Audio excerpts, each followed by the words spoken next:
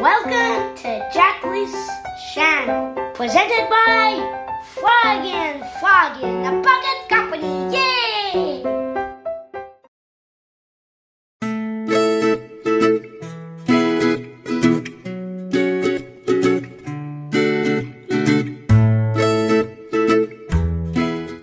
Today we're going to look at a new alchemy. This alchemy is a spider centipede. These spider centipedes are long creatures. This is just a model, but if you look, but the actual spider centipede is about this long, with a blue face. But what's unusual about these spider centipedes is that it doesn't have fangs. The fangs are just these claws. They work like the fangs. They have venom and they do those kind of stuff, and they tell their prey apart with them too. For example, let's see a blue Titanic wheel beetle. This one. The blue Titanic wheel beetle is a very big predator. It hunts by speed, going fast on its wheels, going, and stopping when it sees prey or predators, and it goes around them and tries to and attacks. Let's see. This time the wheel beetle was out wandering, looking for food, while our spider centipede is on the hunt and spots it, looking for food. Big leptoidal legs stretch out. It comes closer, almost no sound that it's making, and grabs the wheel beetle. The wheel beetle, of course, has one chance to escape, to try to get its wheels to kind of drive away. So it tries and tries, but it's spinning.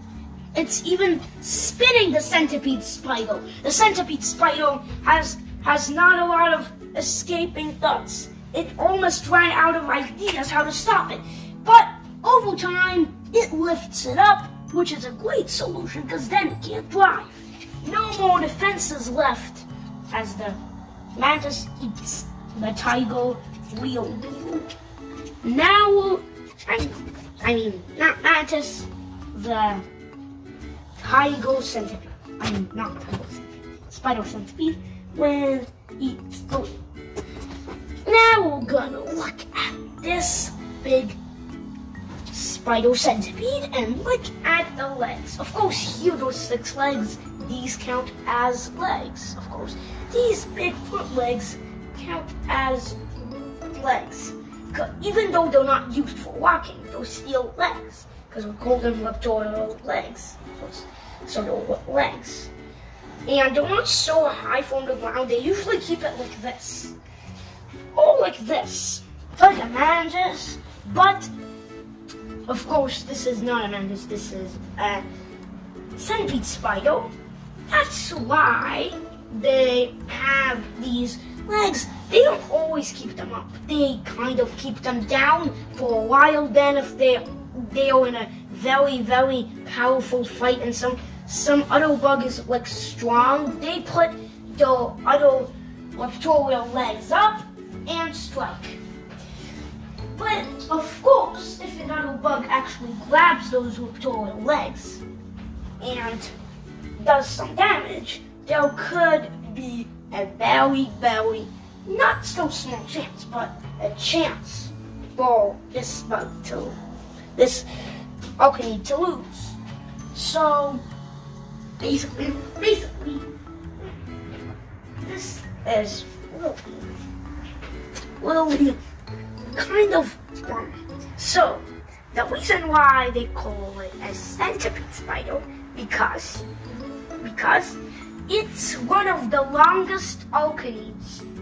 So of course it's like a not the one of the longest, but the most skinniest. It looks long. If it was like big like that, it would be kind of the longest. But for small spiders, it is kind of like this long, about, like, you know. But scorpions and big things like that, or raccoons, way much longer, way longer than this. But as you can see, this model is about bigger than real size. Okay, now we're gonna talk about the face. Over here, we can see the big blue face. Now, we don't have this big blue face, but this whole entire thing is one big eye. Eye on a good exoskeleton platform that holds this one big eye. It doesn't, but the interesting part is this eye doesn't close. It remains open the whole time. And the reason why that is because inside of the eye there's millions of tiny eyeballs. Tiny eyeballs. Like it's like if you made a microscope to see one of those, it would be like also still very small, hard to see. But they're basically these small eyeballs and stuff like that. So the neck has a white platform, that's kind of like the head, but the eye has no protection. But the reason why it doesn't have a protection, it's protected. It doesn't have a protection because it has a secret protection. Like if there was another bug that wants to hit the eye, maybe to cause some damage, like the eye, like it would hit the eye, but nothing would happen. Basically, the eyeballs are the sensitive ones inside. The eye is basically, this is basically like a shield. This is like a shield with tiny eyeballs inside of it. It's like a big shield that protects eyeballs. But the shield itself isn't protected because it's an exoskeleton. It's like basically like a big, it's not like a skull, it's like a bone. Like, you know, like a giant, like a small body. It's kind of not like a head, but the eye is kind of like a head. Of course, it doesn't have mandibles on its head, but the only mandibles are, the amazing thing about this creature, when you turn it around, put this down, you see, even though this isn't so normal to be seen on a creature, the butt can suck. The butt turns around, facing the prey, goes down, and you see this hole goes all the way down. It can suck the predator or prey, suck it inside. It works as mandibles because the head is just one big platform with a big shield with eyeballs inside of it. That's basically the head. So we know it's a big eye, so it can only see anything, and it's too big to fit the mandibles, so this is like, instead of the mandibles on its butt, there was this hole that can suck almost anything. Even the toughest exoskeleton. It doesn't suck the bug if the bug is too big. It breaks it up with its big front raptorial legs.